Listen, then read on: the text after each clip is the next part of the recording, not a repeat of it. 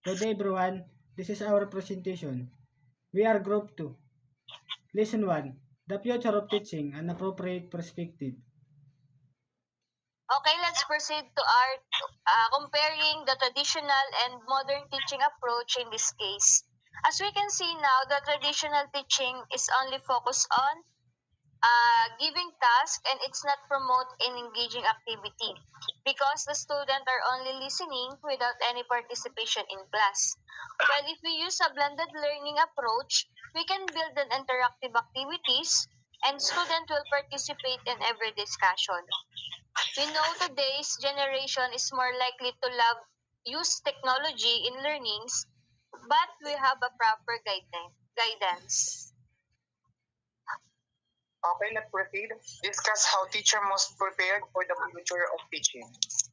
If Prof Ed is a stage stepping stone, become rubber of future teaching. In that case, I should learn how diverse students in terms of religion, race, culture, and belief. And that sense, I must say adaptability and inclusivity on top of my mind and way of teaching because we here now in a modern era that the student has different belief and etc. And also adaptation of using technology. As a future educators, there's a lot of perspective that we should adapt to remain relevant in our teaching professions. We can use technology wisely to help our students enhance knowledge and be open up in our modern world, and to make our classroom settings be more exciting and engaging. Okay, proceed to Lesson 2. International Professional Teacher Standards.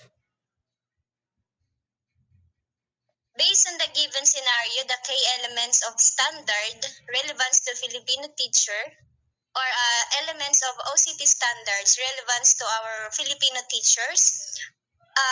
Filipino teachers also shared values and they have a full dedication in teaching. Also, Filipino teachers have high moral and ethical standards. Like the OTC Filipino teachers focuses on trust, respect, and integrity.